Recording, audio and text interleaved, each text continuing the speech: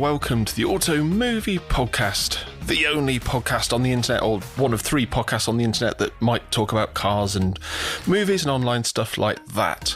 I'm Chris Ratcliffe. With me, as ever, is Marty in Spain, and this episode is brought to you by Moist, the all-in-one meal box puzzle service. Tired of normal meals made with ingredients? Well, now enjoy something different, including teriyaki yak, moose, and pork belly jelly. 100% landfill, whale blubber free since 2019, and now only containing trace amounts of squirrel. We are offering our listeners a unique 97% off your first 120 boxes of Moist. Just enter the discount code at checkout. That's spelt the normal way, for 97% off. That's oddly specific. That's a very, very good ad read, sir, for a fictitious meal replacement bus service. This does remind me of the fake product that my friends used to talk about whenever we asked someone if they would like a Coca-Cola, where we'd be watching the Formula One or something like that, and someone would go, "Andy, Stota-Cola?" And Andy would nod his head, and then Tom would go to the kitchen and fetch him a Stota-Cola and present it to him with the tagline, "Stota-Cola, with the refreshing but surprising taste of weasel."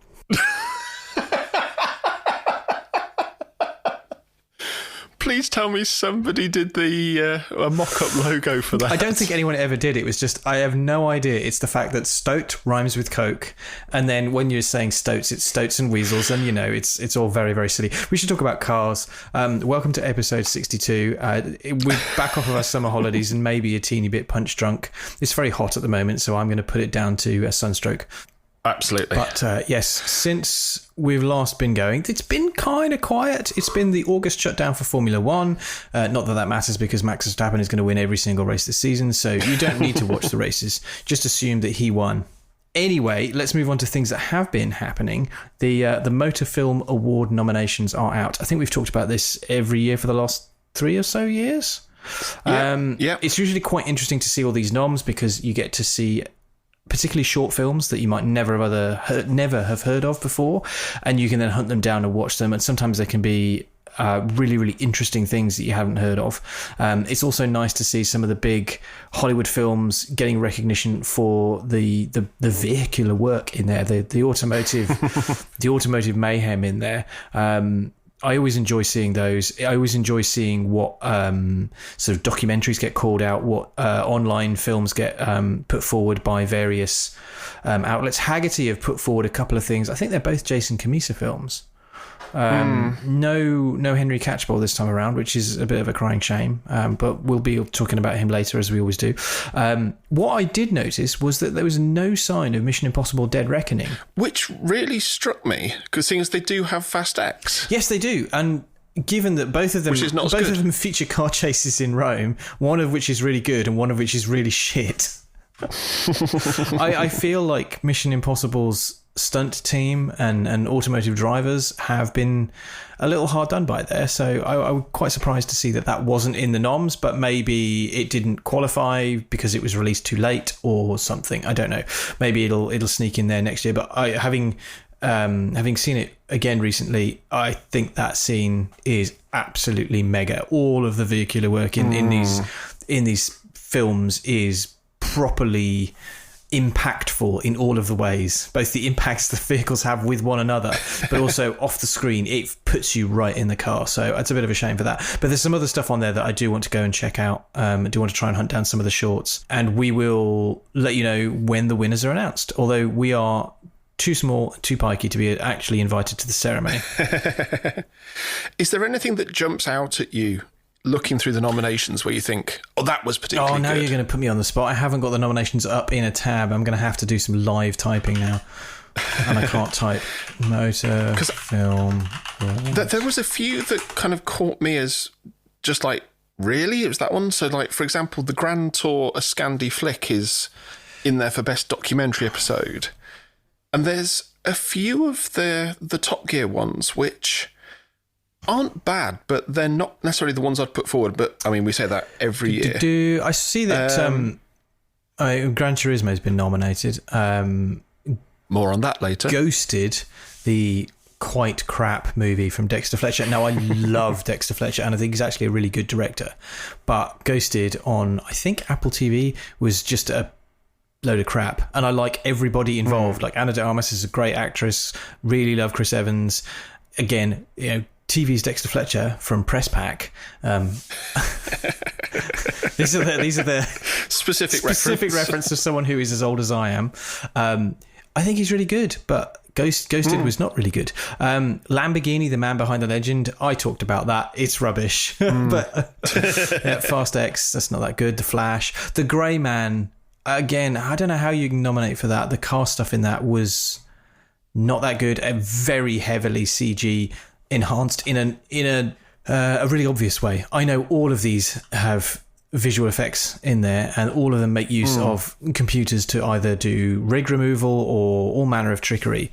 But usually it's brilliantly done when you don't know it's there. Whereas some stuff like the Grey Man and Fast 10, Fast X, it's just really obvious, like really, really, really obvious. And that takes you totally out of the film. You start going, hang on, am I watching Colin McRae Rally 2 on the PlayStation 2? This is terrible. So I think for me, the Red Bull Ford Powertrains film was good. I do wonder with some of these whether it's not the car content necessarily, but it's kind of particularly in like the best drama that, Lamborghini, The Man Behind the Legend is a film about cars and motoring rather than a motoring film specifically. Yeah, I get that. And there is a fine line to walk between, is it good? I mean, that one, is it good filmmaking? Not especially. Are the car scenes in it brilliant? Also not especially. But I see what you're trying to say here. So there's some interesting best event film. I'd be quite interested in looking out the Formula E one for the Sao Paulo E-Prix because, Sao Paulo is known for hosting great racing, and I find Formula E a bit of a mystery, and so I'd quite like to watch something about that and see if they can resell it to me, because I watched I don't think it was the finale, but I watched the race in London where they crowned the winner for this year, and it was just an unmitigated disaster of just... It was awful. The whole thing just felt so cheap, and... It was pokey. It was the real... So the thing with Formula E is that I think it can be genuinely good racing.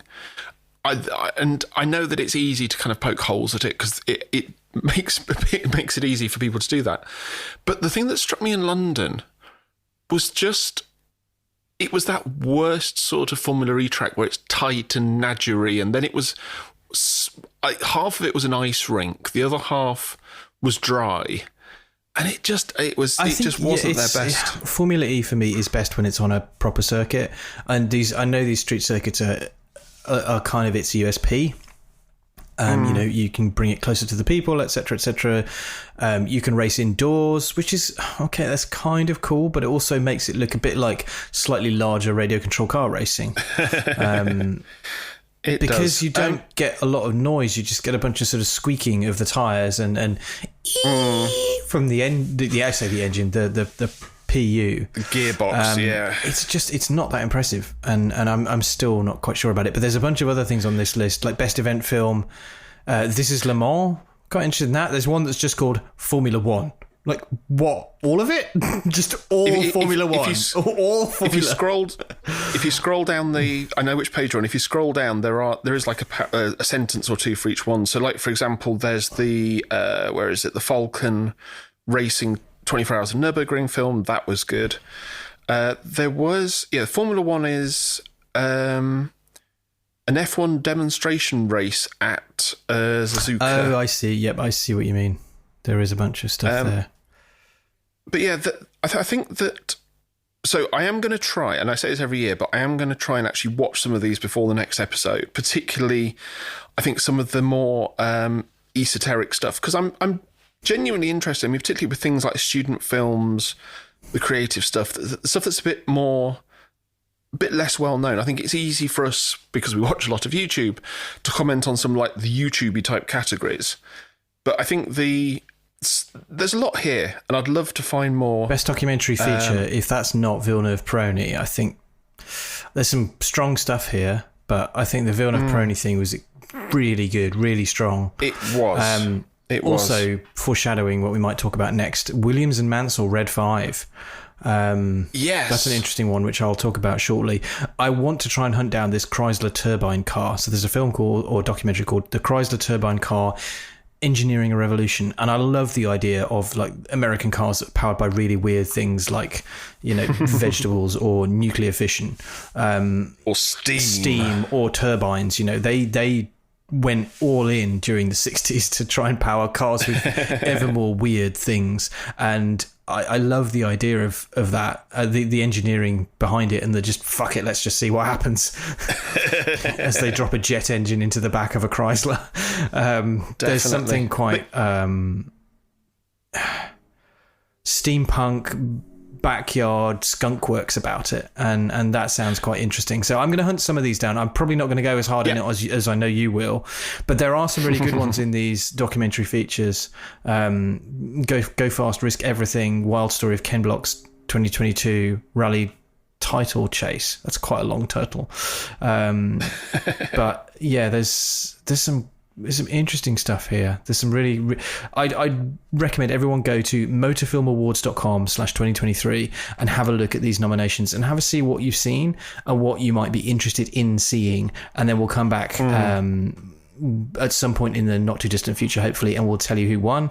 And we'll have a think about whether or not who we wanted to win actually won. Speaking of films that might be up for awards next year, there's the trailer for, is it just called Ferrari?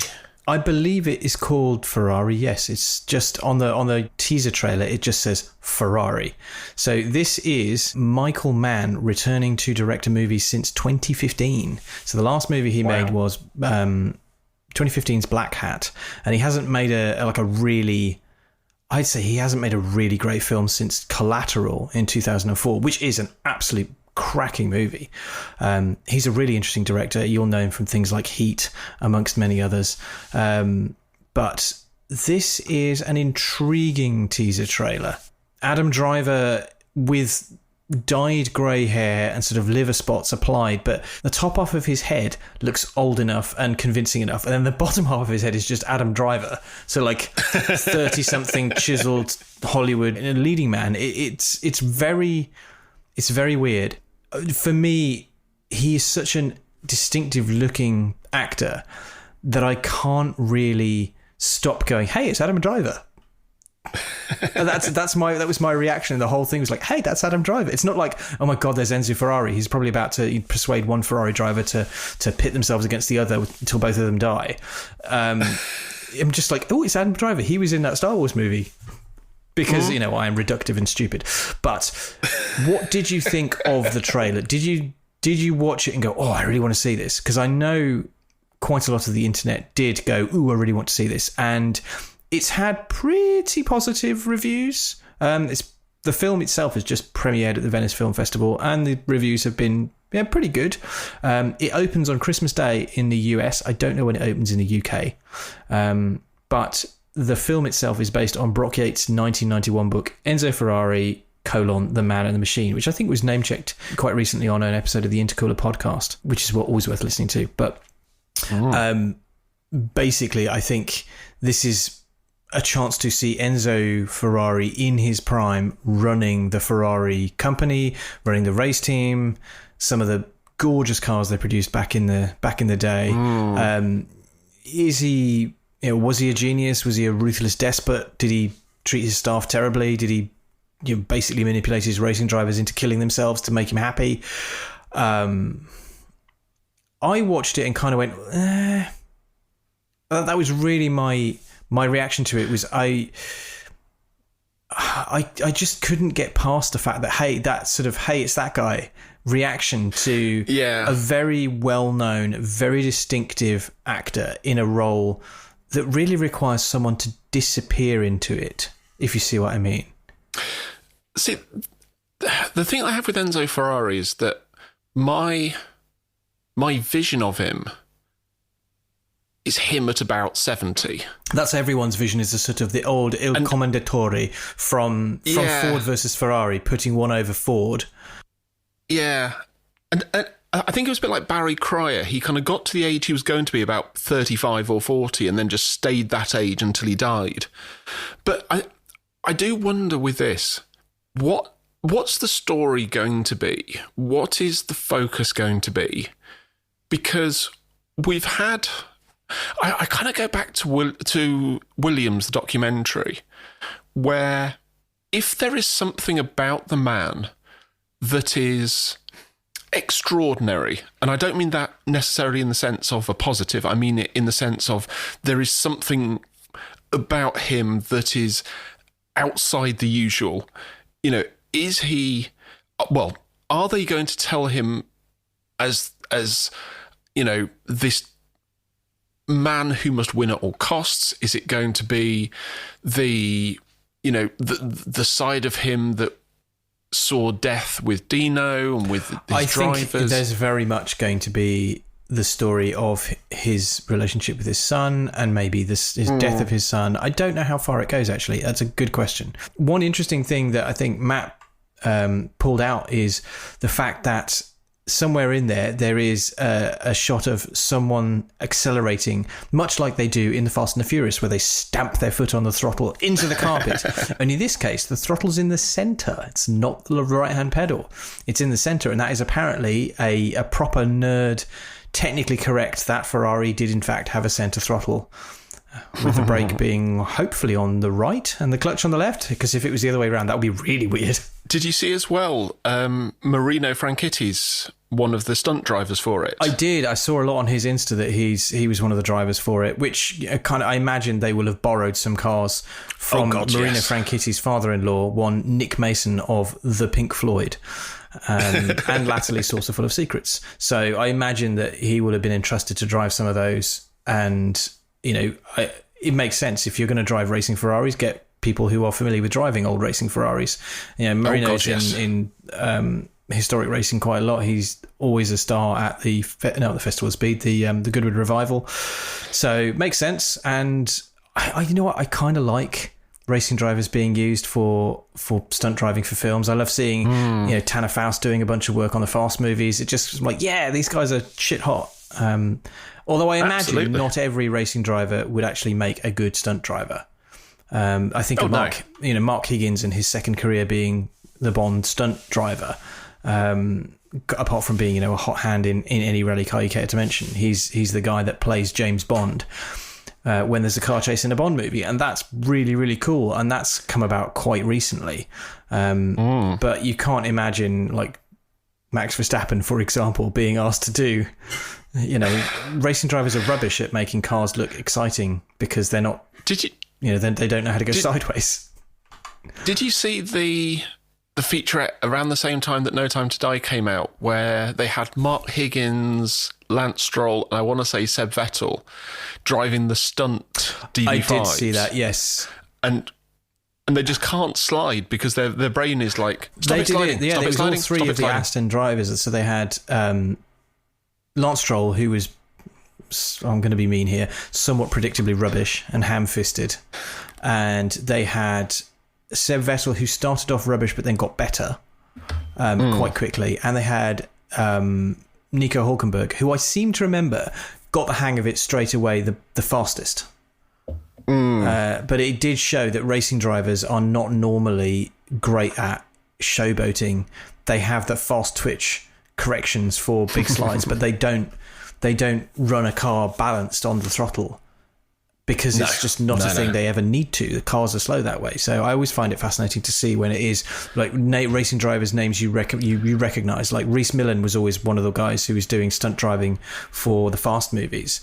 And anything involving drifting, because he was a drift champion, much like Tanner Faust. That's how they came to it. And drifting involves going sideways an awful lot, which looks fantastic on film. And so those kind of... But with precision, yes, it's the combo of the two. It's the dramatic and the precise. And generally circuit racers can do one but not the other. Speaking of circuit races, shall we go on to what we've been watching? Because I think we've both watched the Sky documentary.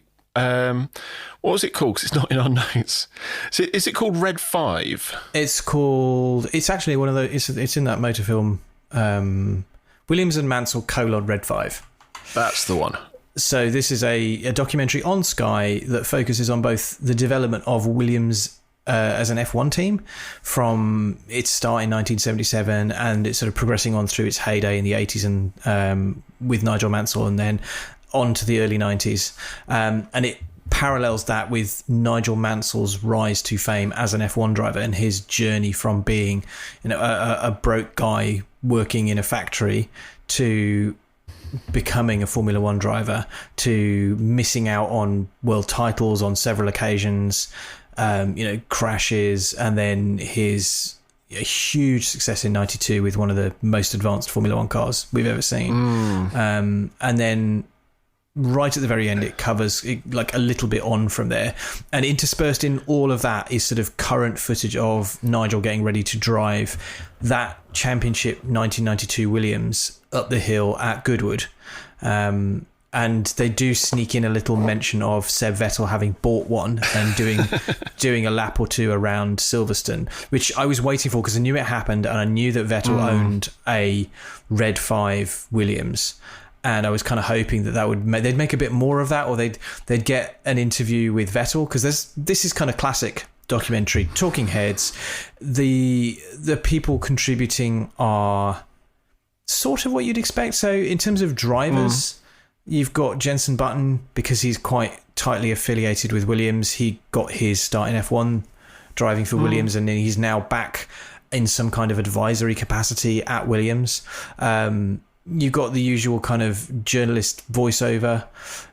You've got people who were there working at Williams at the time. What you don't have is anyone from the Williams family. That's true. Yeah. Now, I don't know whether that's because really they weren't involved at the time. Jonathan Williams was doing other things and Claire Williams wasn't involved with the team at this time. So maybe they don't have anything to say or anything to add. There's quite a lot of input from mechanics who worked for the team. There's some really interesting stuff from James Allen, and I'll come back to that in a minute because I think he gets a bad rap. But I found this surprisingly engaging, and I will caveat this to say I am from the Midlands, and I have been accused in the past of being what my friend Andy calls a player hater, in that I never liked Nigel Mansell, partly because he's from Birmingham and has that accent, which I grew up with and absolutely hated. Partly because I never liked his blame everybody else but myself kind of whinger reputation, sometimes deserved, sometimes not. But partly because he was brute force over elegance. He was bull in a china shop, wring the neck of it, I can't get past the word brute force. That was his approach to racing, and he was phenomenally fast, but I never really noticed it when I was growing up. And going back and watching this, and there's a load of great footage, as there always is in these documentaries. Good archive footage. Some of it you might not have seen before. A lot of it you will have done. You've got you've got the famous shots of Mansell alongside Senna with sparks flying out from underneath both cars as they're dancing like an inch between their front wheels. You've got the brilliant pass of Piquet in 1987 at the British Grand Prix at Silverstone. There's all the stuff you'd expect to be there, but there's loads and loads of stuff of Nigel talking about how difficult it was for him to find the money to go racing, and how critical throughout his entire career his relationship with his wife has been to support him as he pursued his dream of being a racing driver. And I found it interesting also, she never pops up at all. True. There's nothing from her. There's no, where you might expect in a documentary about a famous racing driver, their partner might be interviewed, especially if there's somebody who is name checked so often. She doesn't make a single appearance. She is literally just like this background bedrock to one man's entire career. And I found that it's kind of encouraging, because racing drivers are generally famous and can also be, I'm looking for the right way of saying this, they can date. They can be very selfish. Yeah, they can be very selfish. They can date a lot of women. They can treat a lot of people quite badly. So it was really interesting to see that relationship started before he got famous, continued all the way through, family, everything, his whole career. And I think he's in there, he's talking about celebrating his 45th wedding anniversary or something like that. It's incredible to see. What I found really engaging in this is the sort of parallel fortunes of Mansell and Williams, and his the joy, all the people who work with him. Like you put him in the car and you know that is as fast as it will go, which is always an interesting. You hear that sometimes from modern racing teams and and commentators saying you put Alonso in a car and however fast it's going is pretty much as fast as that thing will go. You think about some of the shitbox McLarens he drove back in the Honda McLaren days, or the Aston Martin right now that he is wringing the neck of, while his teammate billionaire Lance Stroll is sort of tugging around at the back somewhere, absolutely anonymous. And Mansell was like that. You put him in the car, and whatever he's doing is as fast as that car will go. He never, ever, ever phoned it in. And I found that admirable. I've thoroughly enjoyed this kind of trip back to the past of going, man, there was a time when Williams were the dominant team. Oh, God, yeah. More dominant than Red Bull are now. Not necessarily in terms of consecutive race wins, but in terms of pace over the rest of the field. Absolutely, that 92 Williams was a monster. And just going back and looking at some of those the 80s races, this was a really good watch. It's on Sky Documentaries, and if you're interested in 80s and 90s F1, if you like Williams as a team, I'd say it's worth a watch. If you were like me and a bit like Mansell, then I'd give it a watch. It might not change your opinion, but it will give you more colour behind the man. It's not revolutionary. There's no criticisms of Mansell particularly. See, that was part of what I found lacking with it. Was not criticism as such. It's clearly made with his involvement and his blessing, and therefore you're not going to get a completely objective look at his career. No. But I think one thing that I was lacking with it was that sense of why him? What made him so fast? What was it? Because I think I was sort of thinking about it in terms of the Senna documentary, and Senna was kind of mystical. He was charismatic, and he was insanely fast. But it was very much that kind of karting technique. And I realise that was a slightly different documentary. They didn't really talk about it. But I remember there was some talk, some interview, some feature about the FW14B, the 92 car with the active suspension, where somebody was saying that essentially you had to trust the car. I think they mention it in here. Mansell talks about the fact that you just had to believe that the car would be there for you, and you drove on belief, not feel. And famously, I believe that's why Riccardo Patrese struggled so much. In 1991, he was Mansell's teammate at Williams, and he had a pretty good showing. And 1992, he got absolutely smashed under the Mansell steamroller because Mansell believed that the car would do what the engineers said it would do, and he believed that if he turned the wheel it would stick, even though the car was sending him mixed messages, even though the car might respond slightly later, because it's doing that thing with the active aero of keeping a flat platform, so it's not rolling into the corners, which, and also one of the things, I can't remember if it was mentioned here, but Mansell's incredible upper body strength was often a thing where he just, he had a tiny shirt button for a steering wheel. I couldn't figure out why. Like, why would you have a tiny steering wheel other than maybe it was easy for him to fit in the car? But, his ability and his belief and his faith in his mechanics and his team to build him a car, and he would reward that faith by going out and absolutely blitzing it.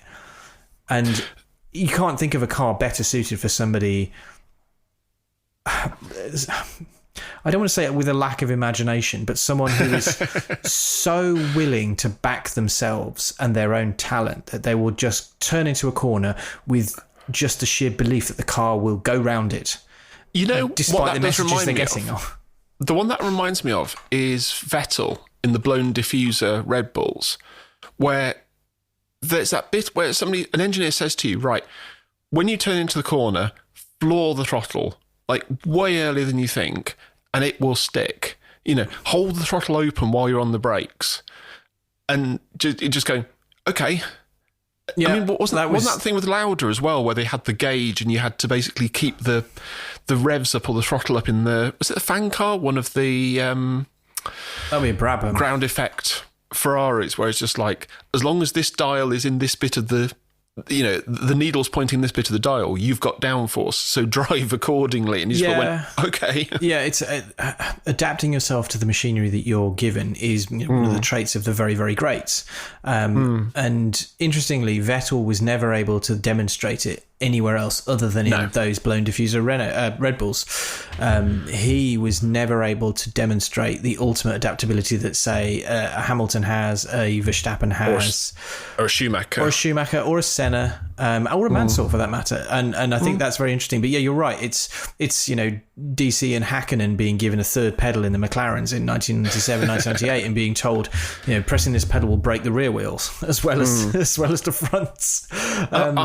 I do have to say with this, there were three things actually that stuck out to me.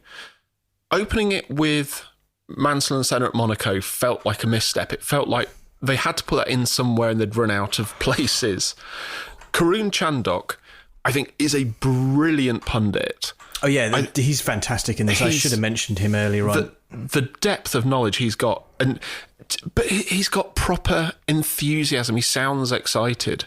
His love for the sport comes through, but his knowledge of it and his absolute recollection of that, he's exceptional. And he's said that he's been doing this since he was a kid, more or less. This kind of punditry, commentating. He used to pay his racing way, and when you hear that, you go, "Oh, so that's why you're so polished and so brilliant." And he is really, really good in this.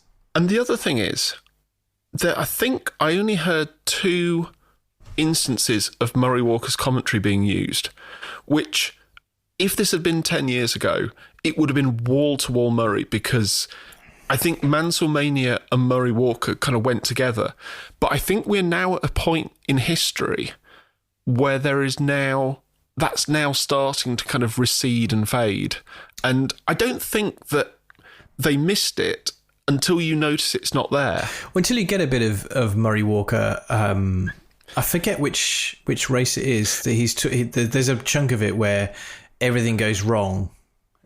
There's the when his tyre blows at Adelaide, and you get Murray Walker, and look at that, look at that. It's so good. And to be fair, that clip is astonishing, and I'm really glad that they focus in on Mansell's car control being on full display there, because it is every correction. I think it's Jensen that points it out, that every correction is absolutely spot on, and with almost any other driver, that car would have been in the wall.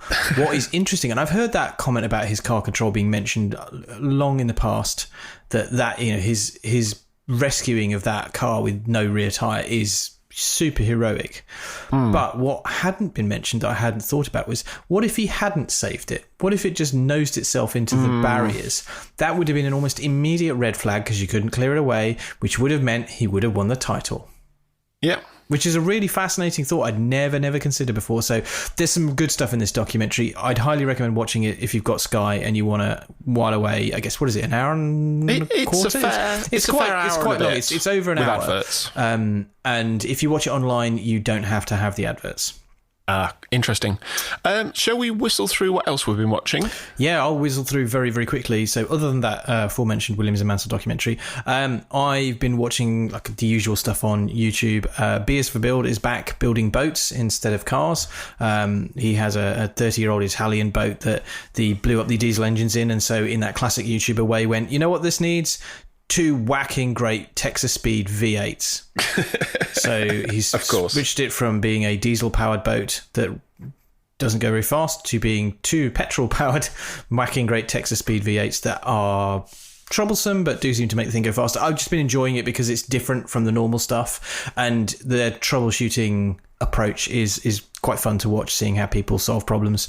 Really enjoyed watching Sam Crack, who I don't know if you've ever mentioned on this channel. He's a sort of an old school automotive YouTuber, does a lot of the insurance write-off rebuilds and so on. And he's had a Ferrari 430 that had suffered fire damage. And there's a fun video of him and the UK's Rossa fixing said fire damaged F430. And between that and Matt Armstrong rebuilding an F430, I quite want an F430 now. But yes, watching that being rebuilt and quite interestingly seeing how back to basics they go. You go, here's a bit of burnt out wiring loom, we're not even going to bother trying to fix it, we're just going to replace it altogether. Seeing them diagnose what's wrong with it, what's right with it, how the fire affected some components and managed to magically miss, damaging lots of the car. Seeing them, weld in a new rear quarter panel. I really love that kind of back to basics YouTubing automotive content. So I really love that one. And then they mentioned, this has been, I texted you and Matt about this. I then heard them mention a YouTuber called Whistling Diesel, who is not something that I watch. This is an American who buys cars and then does fucking stupid stuff in them until they break and then wears a hat. And this is a guy who bought is it an F8 or was it even... It's an F8 Tributo, I think. He bought an F8 Tributo and he's running it flat out in a cornfield.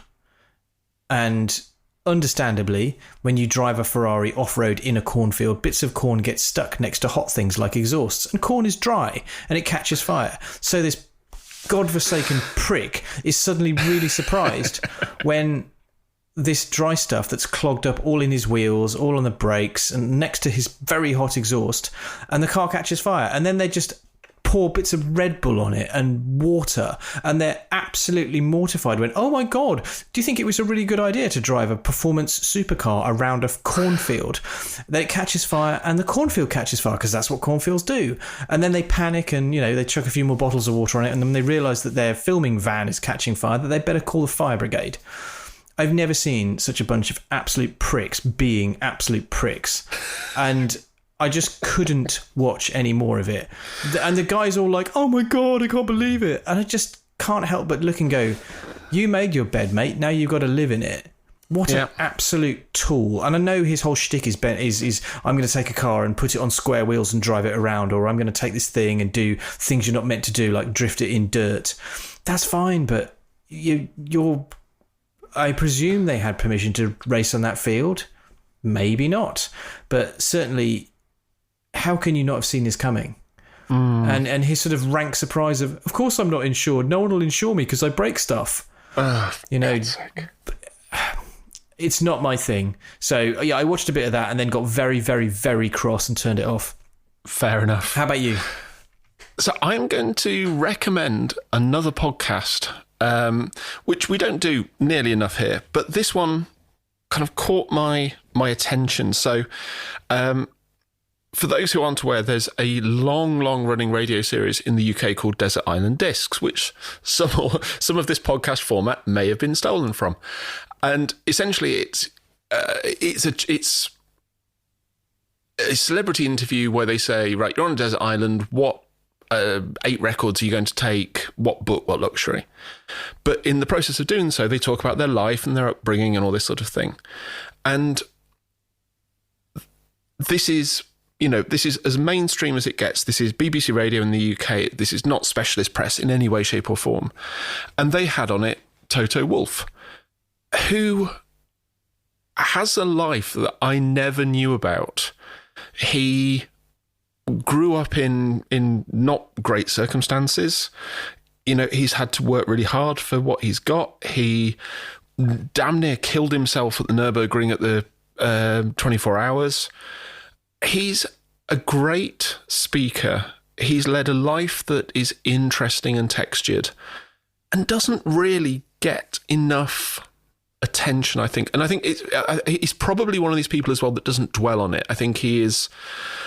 It's easy to look at him now and go, oh, you're successful, you're an investor, you're, F1 team boss and owner. And then actually when you start going back through his history, you're like, wow, you've really worked for it, you've really earned it. And he just has a very good sense of being able to talk eloquently about what he does, about what he has done, the way he thinks about things. It's not that long. It's like half an hour, and it's a really, really interesting watch. I hope it's available outside the UK. We'll put a link to that, of course, in the show notes with everything else. I also got stuck watching a lot of Daily Driven Exotics, DDE, who there is somebody in that organisation who's churning out a half-hour video every single day of something. I get slightly frustrated with them because the videos are a bit baggy, but I think they kind of go for watch time and frequency over quality, concise editing. Yeah. But they also do this thing where they will have a slightly clickbaity title, which actually relates to one sentence in a half-hour video. But all YouTubers do that. They have to. Yeah, it's the game. You've got to play the game. I'm sure I read, or maybe it was Tavarish on the Smoking Tire podcast quite recently, talking about how thumbnails and titles and so on can make or break a video, and how there's stuff out there that would be getting loads more views if it had a better thumbnail or a better title. And obviously we've seen YouTubers changing titles to try and bring in more attention. But yeah, I've watched a few Daily Driven Exotics. I saw some stuff where they were doing, maybe they were on with Matt Armstrong doing the Gumball. I've seen some stuff with them and Mr. JWW, somebody else who I don't always like watching. So they're doing a series at the moment where they are basically rebuilding an F12 into a drift car for SEMA. And because they are producing half an hour of content every day, you're essentially seeing this F12 engine just stripped down over half an hour. They'll then have the next episode where they take it to a machine shop, and you get to see around this machine shop, and these two very knowledgeable people talk about how to refurbish an engine. And it's a really interesting series at the moment, but it's half an hour every single day. And once the algorithm goes, oh, you must really like this, you then get more and more and more of it. So definitely worth a dip in. I think if you like the exotics bit, you probably tune out of some videos. If you like the engineering side, you probably tune out some of the other videos. But there's plenty there, and I'd say it's definitely a well-produced, kind of entertaining series. Also, speaking of things that are entertaining, Chris Harris driving the Tuthill 911K. I think I commented after I saw it. You remember when Chris took the then new GT3 RS 3.8, the 997, to France to drive with, I was going to say Didier Auriol. It wasn't Didier Auriol, no, you're thinking of Francois Delacour. Francois Delacour. And Chris made that face when he was kind of being driven. Yeah. Seeing a rally driver drive a car with a hydraulic handbrake on a tight circuit like Blyton, where it's basically hard on the brakes, throw it in, deal with it on the way through. And Chris is looking a little bit like, I trust you and I know what you're doing, but oh my God. Which is the face we all wear if we have a passenger lap with anyone who's handy. So it's really interesting seeing, who is someone who is effectively a professional driver have that same face when they're being driven by somebody. Now, if you go and search the YouTubes, you'll see plenty of videos of Richard Tuthill driving old 911s, particularly on snow. But this is a man who is an exceptional rally driver who could have been set for a completely different career path had things turned out differently, who could have been a professional WRC driver, and he's got skills, and seeing this 911 being thrown around, this particularly less than 890 kilos, or it's something like that, yeah, and that's full of fluids, 890 kilos, and it's got 400 horsepower. I must say, you know what, if I was going to buy a Tuthill 911 or a Singer or anything like that, perhaps without the gold paint and the hydraulic handbrake, but the idea of small, lightweight, pokey, essentially a kind of rally car in lightweight carbon fibre clothing is so appealing to me. I wonder how well it will sell, because people buy Singers because of the exquisite craftsmanship and what it says about them and their wallet. I don't know that they buy Singers to drive. They buy it for, like the way you buy buy a suit. Yeah, or a suit or a Ricard Millet watch. you're not buying it to tell the time. You're buying it to show how much money you've got and the kind of tastes you have. And I feel like people buy Singers for the same reason. And I feel like those kinds of people won't buy a Total 911. The people who buy this are going to be people like Chris Harris, potentially. Not saying that he's getting one, but, people who are well off, but care more about driving than they do about looking cool. So I think that you are half right. I think you're right, that people will go to Tuthill because they want a car to drive and they want that kind of tame rally car experience rather than something as polished as a Singer. I think that Tuthill have definitely moved in previous years to that kind of Singer model where it's not just about the car. I think that with anything that is luxury like that, there is an amount of, you get brought in, you get sat down, you get told, you can have whatever you want. It's like, what metal would you like the screws plated with? What sort of glass would you like the windows made out of? What sort of, if you want all the seats trimmed in, whale foreskin, then of course, sir, that's not a problem at all. And I think the thing with Tuthill is that they take a similar approach where you can basically sit down with them and a clean sheet of paper and you're not buying a model. You could probably go in there and say, okay, I'd like the carbon fibre panels of the K, but I'd like the four-wheel drive system out of a 964. I'd like the engine out of a 996 turbo. And they would, bolt them all together. And if your thing is, well, I'd like the interior trimmed like this and I don't care about the engine, I'm sure they would do that for you as well. Yeah, I get that. I think this is very specifically the brainchild of Richard Tuthill himself, and I'm assuming it's going to sell pretty well given the numbers. I'd love to know how it does.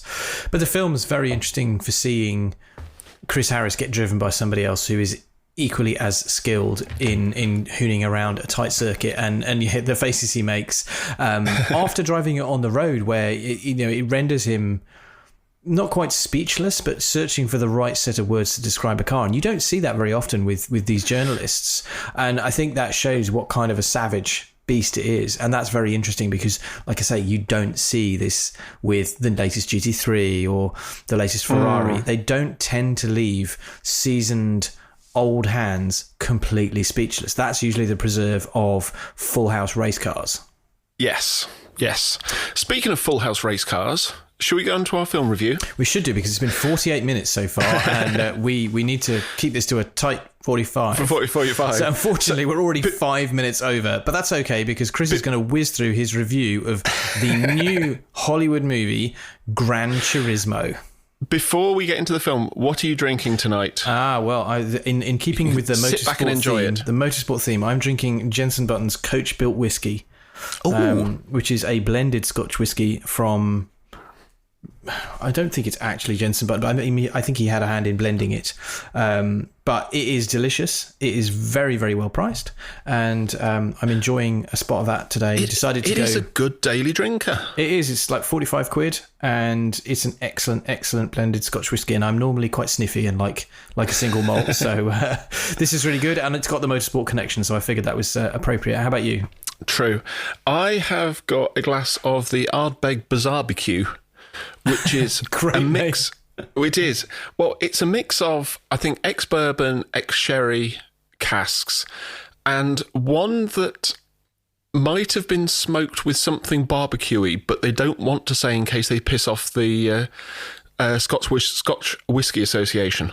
But it's absolutely gorgeous. It's limited release. It's like 75 quid, and it's 50-odd% and well worth every penny. So, now that I'm suitably lubricated, which I have to be to talk about Gran Turismo, I'm going to start this review with a couple of caveats. I'm going to go through it twice, so once for the film, once for the car content. And when I talk through it, this film is based on real events, and based on is doing a lot of heavy lifting. There are some things that are changed for plot reasons, for narrative reasons, which I have no issue with whatsoever. I'm not going to be going through and going, well, I think you'll find actually that, that year the GTR did whatever.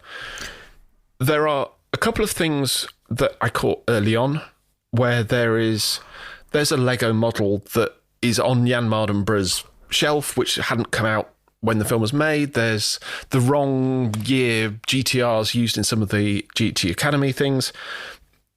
There are bigger fish than that to fry. I will get to those. So Gran Turismo is the based on real events story of Jan Mardenborough, who went from being a gamer to ultimately racing for Nissan, and still races for Nissan, I believe.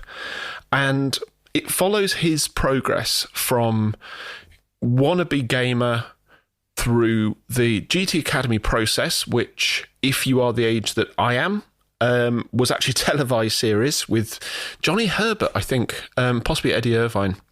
Oh, God. Man, they got through despite having Eddie Irvine in there. And then it goes through... so then Jan won a drive at the 24 Hours of Dubai. He had to do some racing in order to get his appropriate licenses. And basically he got a kind of... I was going to say a crash course.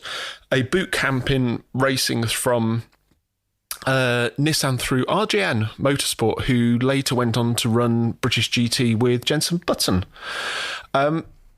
If you want to know the real story, Josh Revel has just done a genuinely great sort of documentary that sort of goes through week by week, not week by week, but kind of year by year through his career.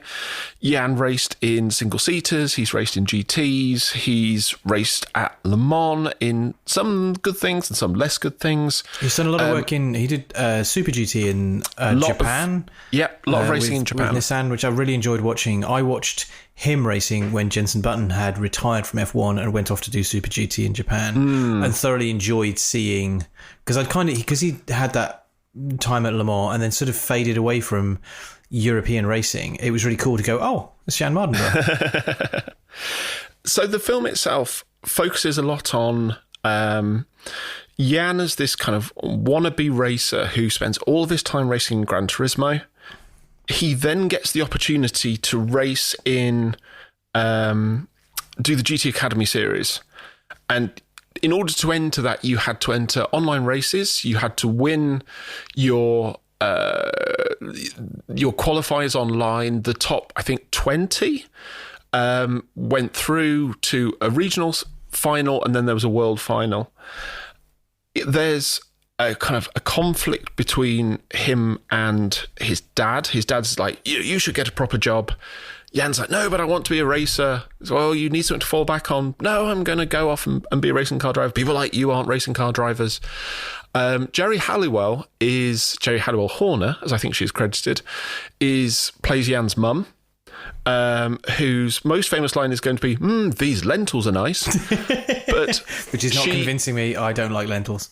To be fair, she plays her limited role well, but it was almost like Adam Driver, like saying with Enzo, you kind of go, hang on, isn't that Jerry Halliwell? I think that is a problem with extraordinarily famous people like Jerry Halliwell Horner. Yes. I have heard that she is not the worst thing about the movie by any stretch. No. And absolutely that's, not. She's got a range and she appears to be playing to it here, and that's fine. Yep. So then once Jan, spoiler alert, I'm assuming that you know the rough story of Jan Mardenborough if you listen to a podcast as nerdy as ours. But he goes on, he wins GT Academy, and he then gets paired in the film with David Harbour's character, who is this... Don't tell me, grizzled old mechanic brought out of retirement to help whip these newcomers into shape. Very nearly. There was one bit of his character you missed. I don't know, go on. He used to be a racing driver and gave up on his dream. Is there a shot of him like restoring some old busted up race car in a barn that is lit at sunset? The full Days of Thunder. Not quite. They missed a trick there. They should have just been like shameless at lifting this. So he basically takes Jan under his wing. He becomes a kind of a second father figure to him.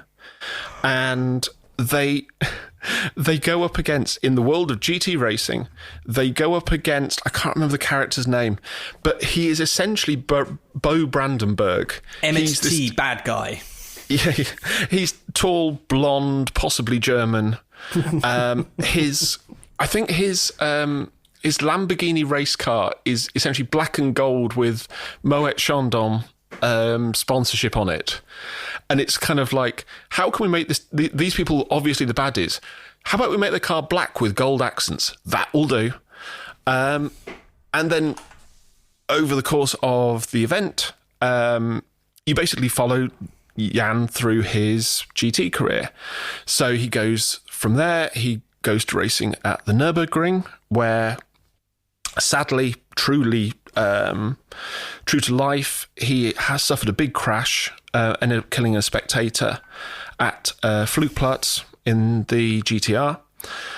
And they then sort of follow his career through to Le Mans. I was led to believe going into this, and maybe this was my preconception, that this was going to be Gran Turismo on the big screen. So it was going to be kind of bridging the gap between the game and real life. And there's a few occasions where they do it. There's a few occasions where you see camera angles from the game. You see menus from the game. You hear sound effects from the game.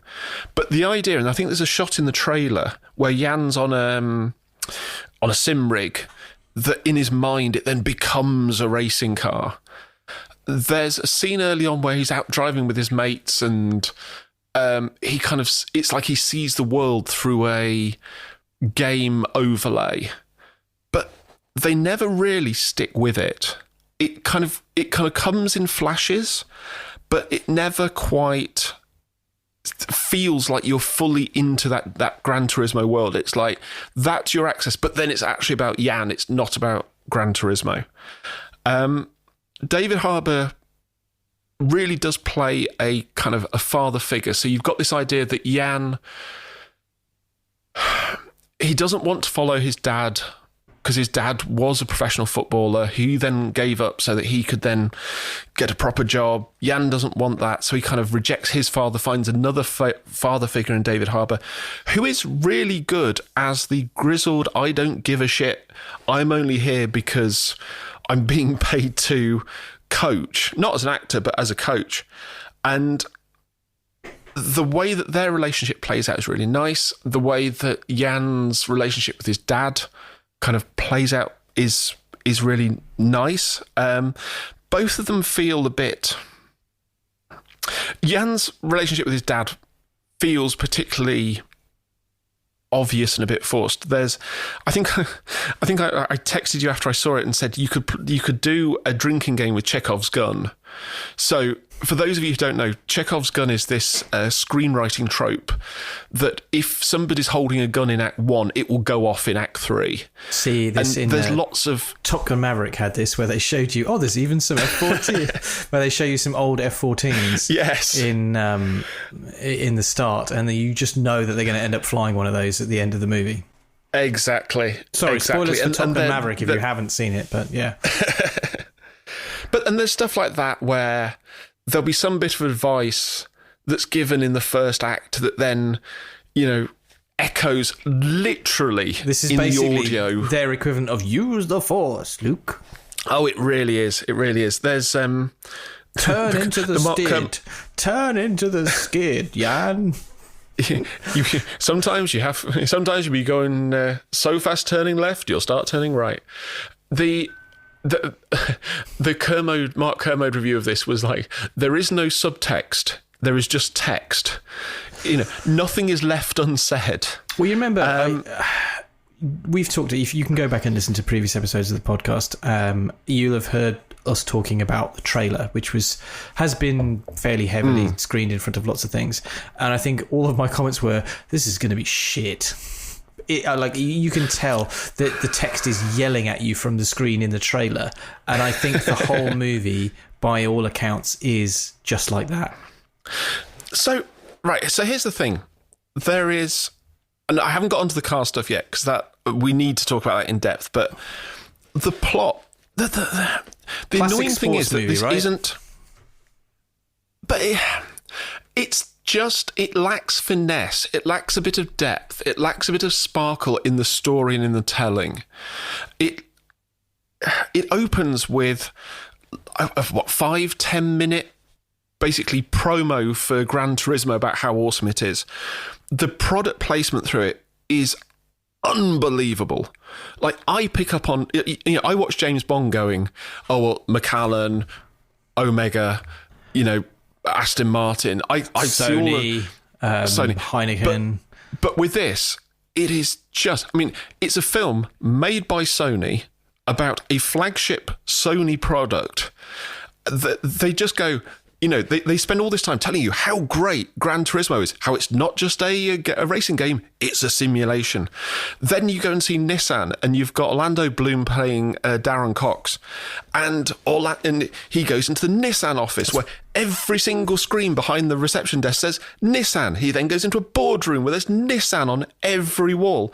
They're then in the GT Academy, which was sponsored by Nissan, so everybody's got Nissan. They then go to the pub, and for no reason whatsoever, there's a laptop open on the pub table with a Nissan wallpaper on it, and then there's a thing about music in it, and one character has a Sony Walkman, a big grey and yellow 90s waterproof cassette Walkman, and it says Sony on it in big letters.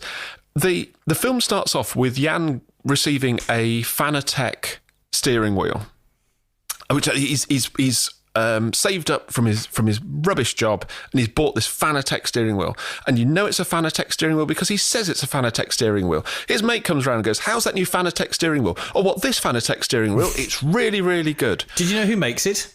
Yes. And the thing is that he did use a Fanatec steering wheel. Was the one that he was using in the film the one that he was using in real life?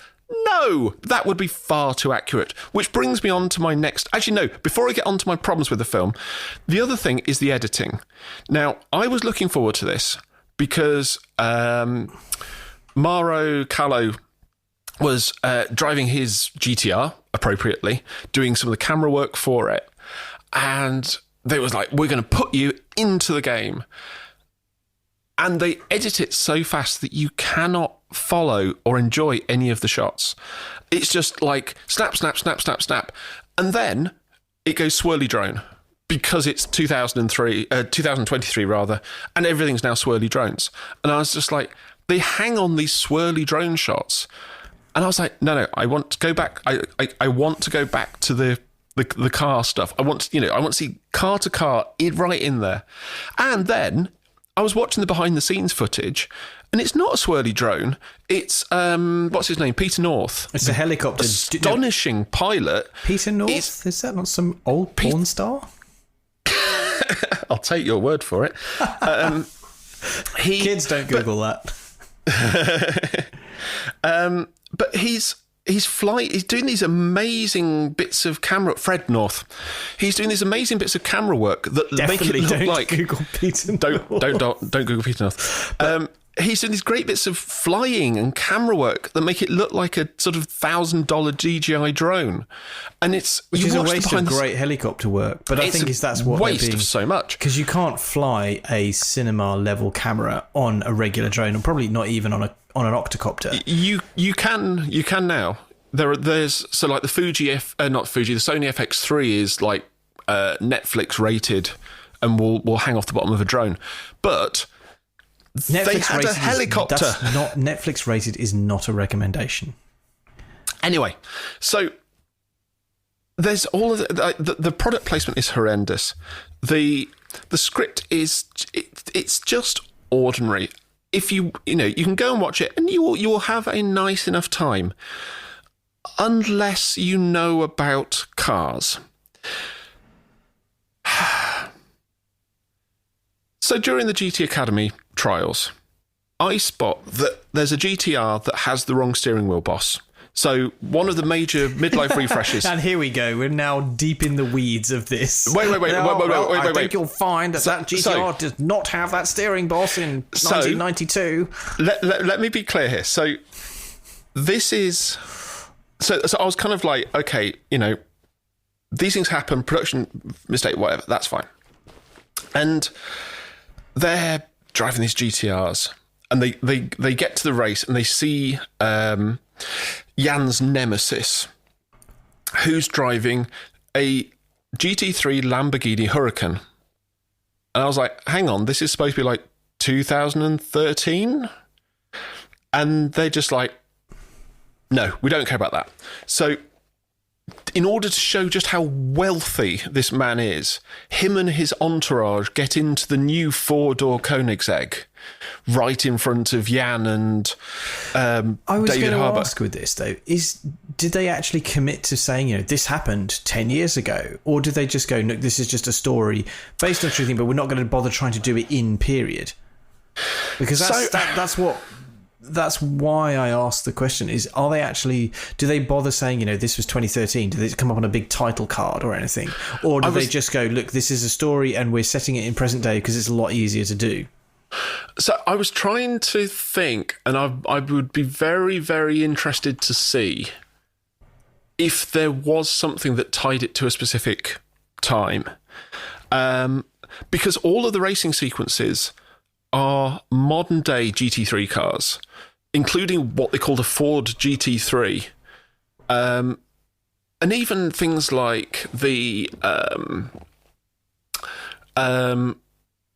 Nürburgring, so that they race at the Nürburgring, and as you know, they have big fields, and there's 10 cars racing in one pack. And I kind of think, okay, again, you haven't got the budget necessarily to fill the grid with like 100 cars, so maybe you're just like focusing on that snapshot of the race. But then once Jan, and again, you're right, I mean, maybe I am bringing stuff to this, but I know that crash happened in sort of 2015 or whatever it was. And when Jan and David Harbour's character, his name I still can't remember, it's that memorable, they go and survey the scene to try and help Jan get over this trauma in a 992 GT3 RS, which they then drive the rest of the lap on the Nordschleife in beautiful golden hour light with beautiful cinematography. But it's just like, what's this got to do with anything? Then they get to Le Mans, which is, they're all in LMP3 cars for some reason. One, LMP3 cars don't take part in the 24 Hours of Le Mans. Two, that's not what they were driving. Three, GT drivers don't suddenly go, hang on, do you fancy driving LMP cars this weekend? Yeah. And there's a couple of crashes in it that are driven level events. Does someone end up upside down in a lake? There are... Is it Pedro de la Rosa? There are a couple that are stupid, and they are just they happen, and you just go. Sorry, I just have to stop. And if this were a video podcast right now, I would be showing you a picture of Pedro de la Rosa, where he's just sat there going, bollocks, I have fallen into a river. Which is deep sniff petrol cut. The most funny thing I have ever seen ever.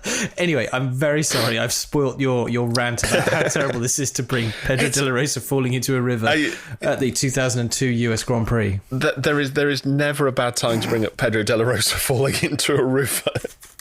Wasn't that a series where he just travelled around Europe falling in famous rivers? Around the world with Pedro de la Rosa, yes.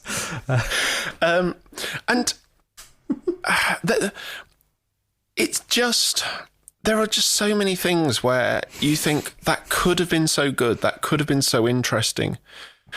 And there's stuff in there that doesn't make sense, but because they've kind of gone based on real events, there's a clip package over the credits where they went, that thing you think that we were being silly about, no, that actually happened.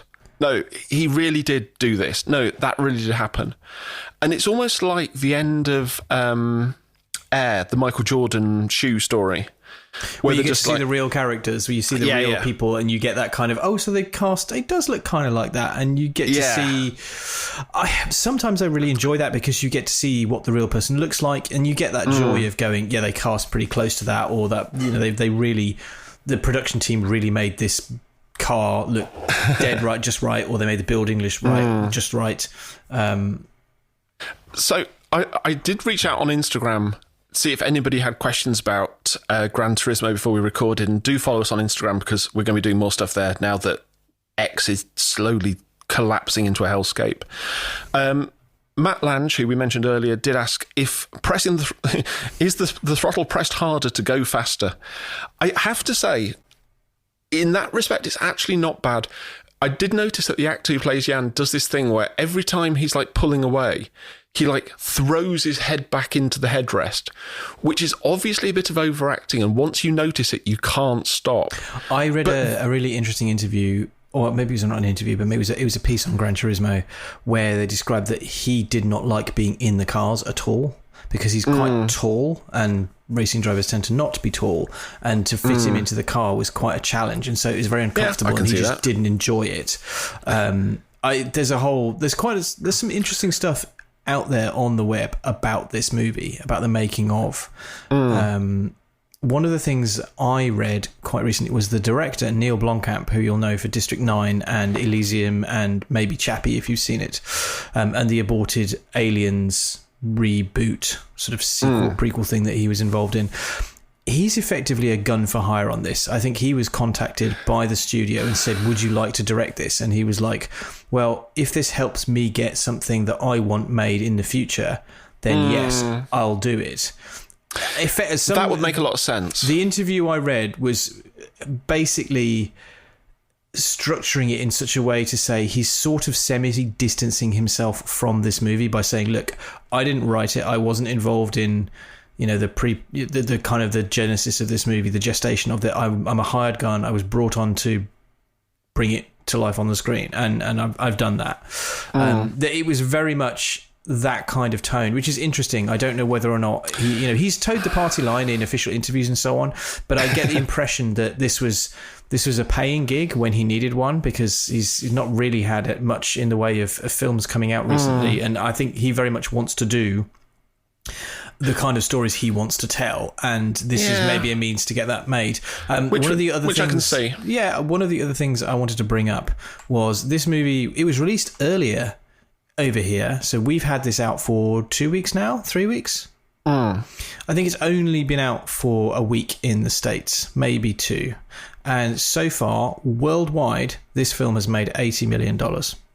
Wow. That's not much, because I think the budget's 200. So, and this has been out, it's been in release for 11 days, just over a week.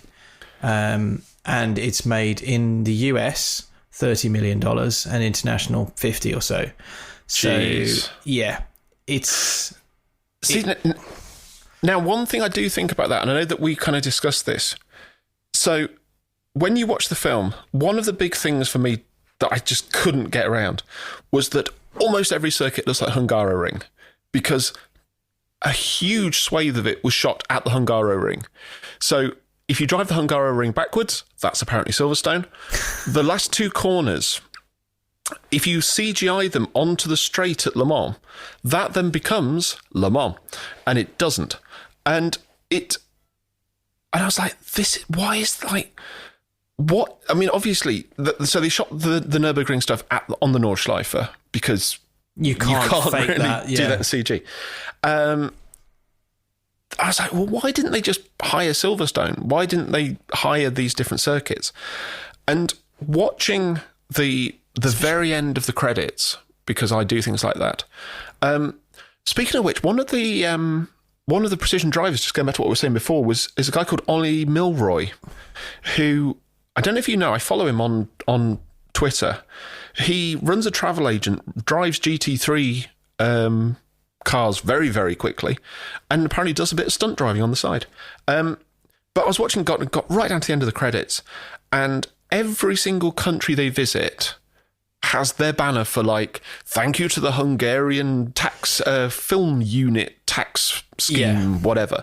All films do this now. All films do. I think all major films are looking for a way of filming in places that have advantageous tax breaks. Yeah, but then you've got... So they have it for Hungary, they have it for France, they have it for Germany. I'm not sure if they shot in Japan, but Nissan, if Nissan did not put a pot of cash into this, I will be hugely surprised.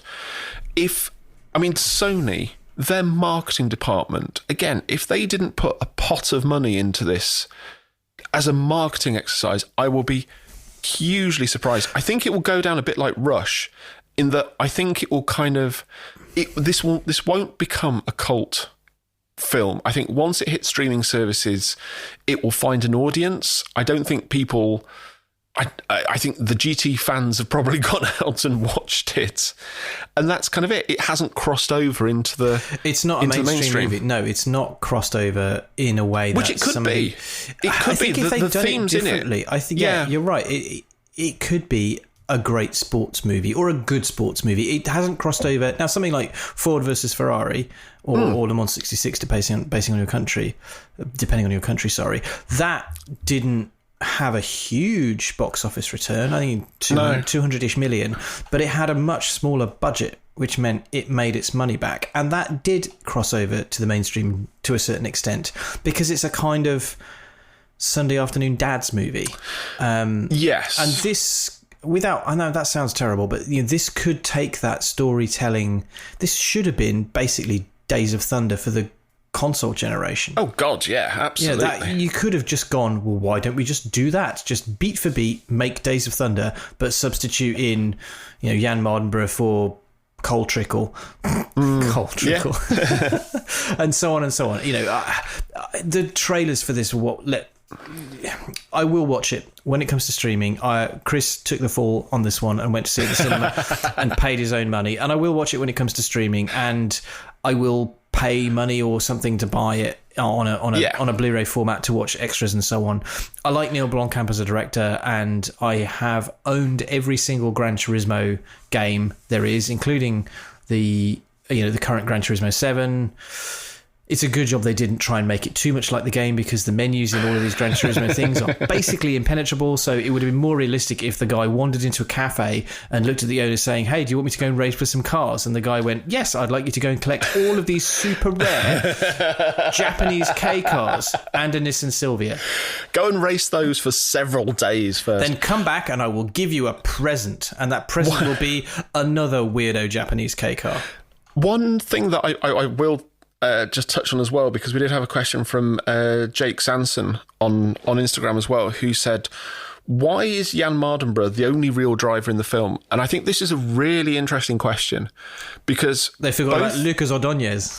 Well, it's more than that. So every encounter basically with other drivers, there is the thing, and again, this is one of the points that I'm willing to overlook for sort of plot reasons, is that the film basically has these two things of Jan Mardenborough, who, when he wins a race, he can only win a race by like 100th of a second. There's no race that he goes and wins by like a lap. Every single race he has to win, he wins by like a fraction. He is the only person in this who is referenced by his real name. So Darren Cox, there's this kind of parallel where Darren Cox is trying to get GT Academy off the ground, and Jan Mardenborough is working on his sim racing. Except Darren Cox, who is an executive producer on the film, as is Jan, isn't called Darren Cox. His name is, Jeff Jefferson Orlando or something. Bloom. Jeff Bloom. Yes. Jeff Orlando Bloom.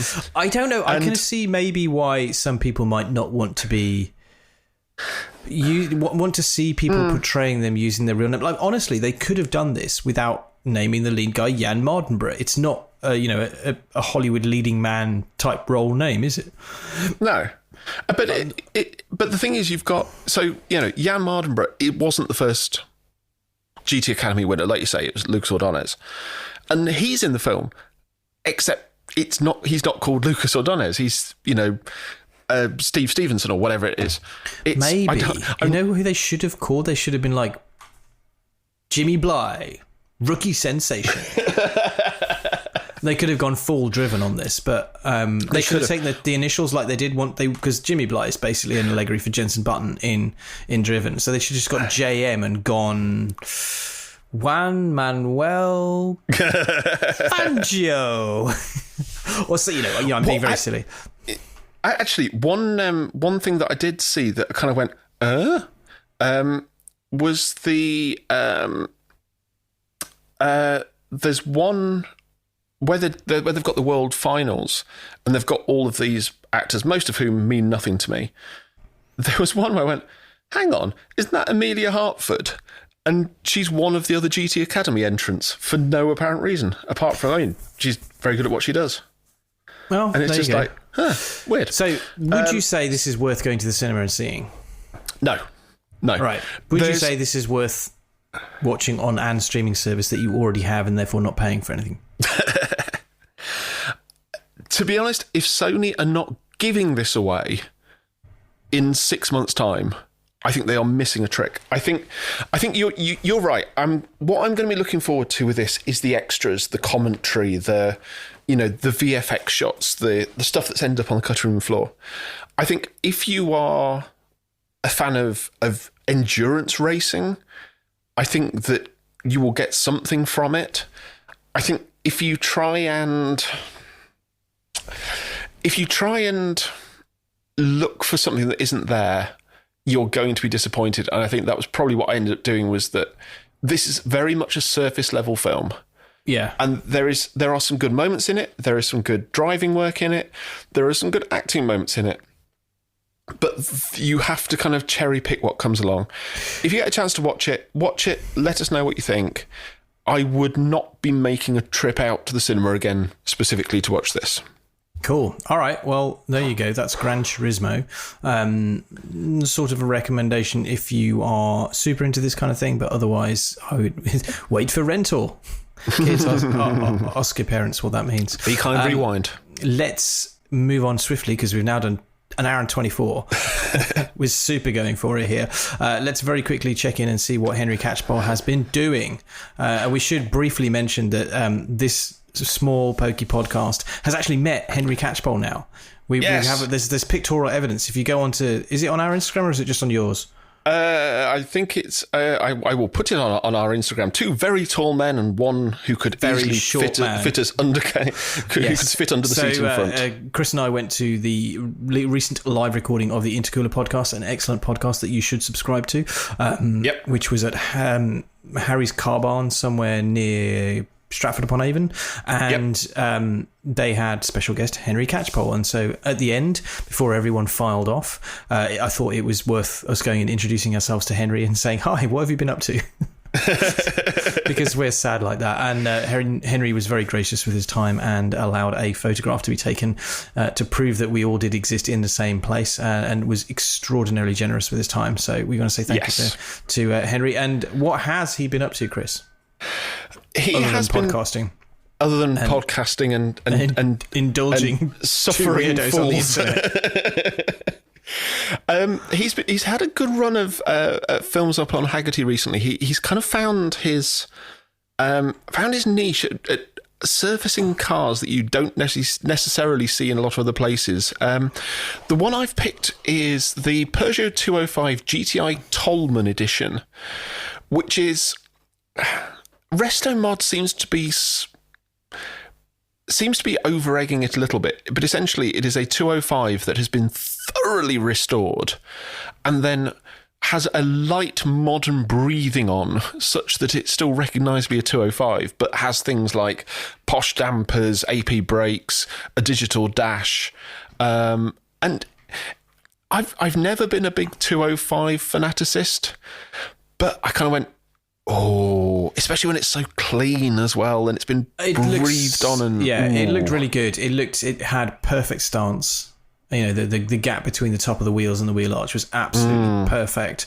Again, I'm not a French hot hatch fetishist in any sense of the word. I kind of missed out on that when I was growing up. I didn't have one. I have no particular love for the 205, but it does look really cool.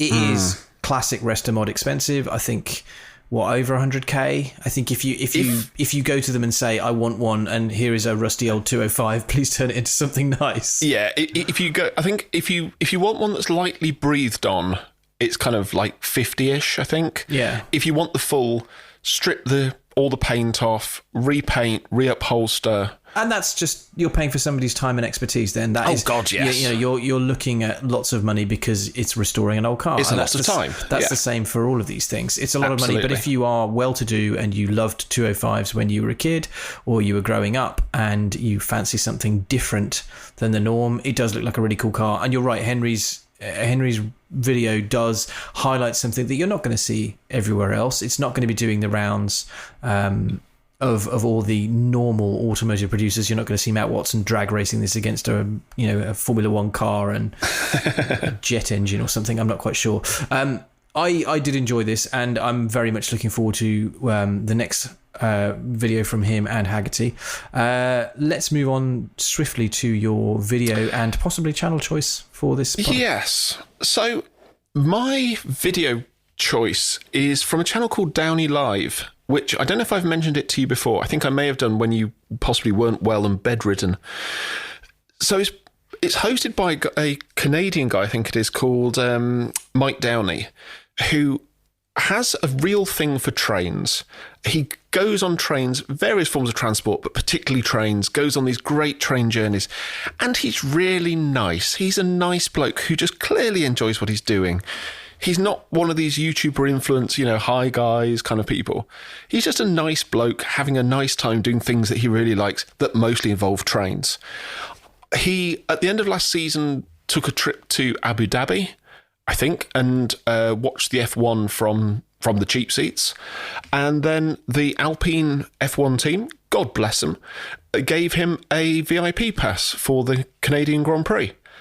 And he basically does what any fan would do and just spends the whole time going, wow, this is amazing.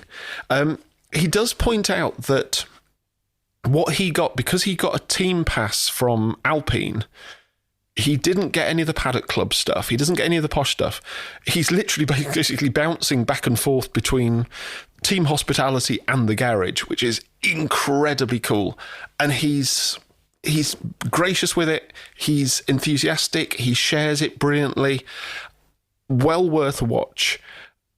And if you like trains, go and watch the rest of his stuff, because the number of his videos that I've watched and go, now I want to go across Canada on a train for 72 hours because it just looks amazing.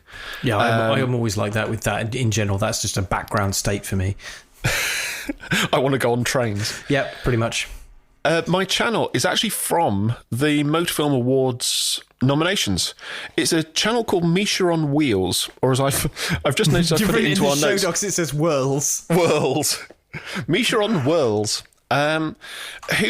He's at 17,000 subscribers at the moment, so he's a relatively small channel. He's a Swiss YouTuber who has production value for years. Everything I've watched of his channel is beautifully shot. I think he possibly needs a bit of time and a bit of experience on the editorial side, but I think this channel is just going to get bigger and bigger and bigger. Like I say, everything is phenomenally well shot, and I think will be one to watch for the future. What are your YouTube picks for this episode? Well, I have chosen, I think you mentioned Larry Chen's work with Haggerty on previous podcasts, his Capturing Car Culture series. And I really enjoyed a recent video of his, Crazy Rich Asians and Secret Car Collections, which has, he's done a series of videos on how unbelievably difficult and expensive it is to own a performance car in Singapore, with the tax requirements and paperwork are absolutely monstrous. But there are plenty of very well-to-do, very hard-working petrol heads in Singapore, and this video kind of goes into some of the people. There's a guy who's got like 6 beautifully mint Mitsubishi Evos of various generations.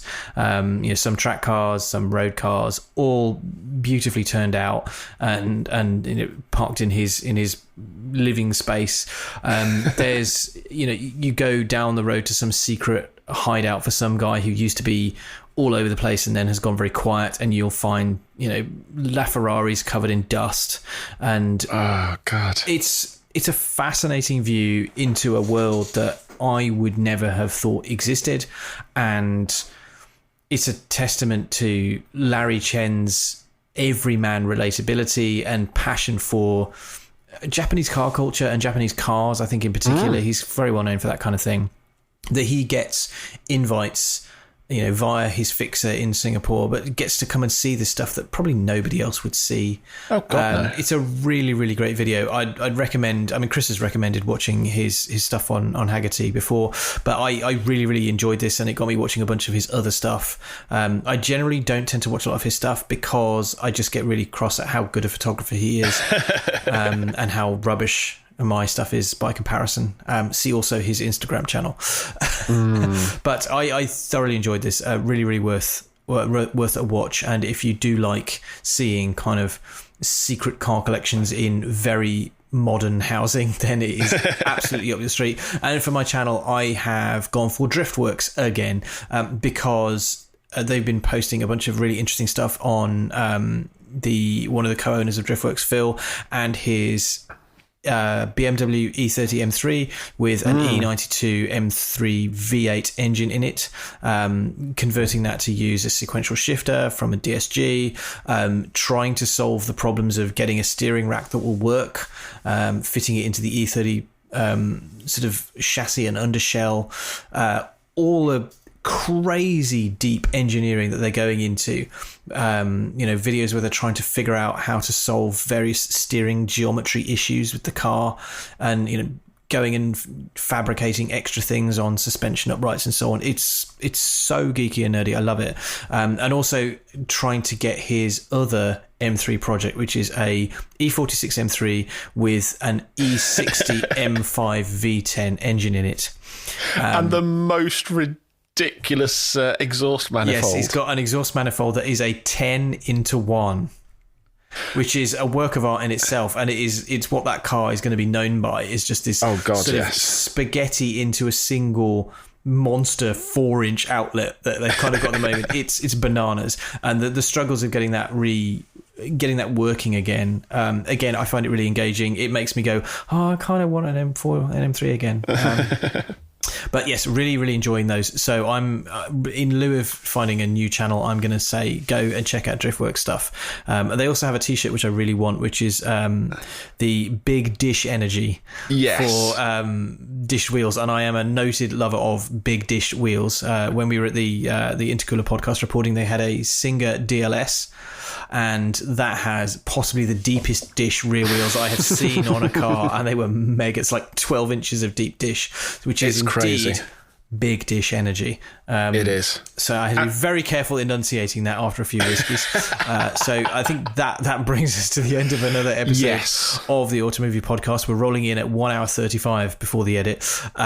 Thank you very much for listening, and please do tell your friends about the podcast, and we will try and do more of them more regularly. I know we always promise that, and we always mean it, and sometimes life gets in the way, but we will be back quicker than the last 6 weeks were, or whenever it was. Definitely back sooner than that.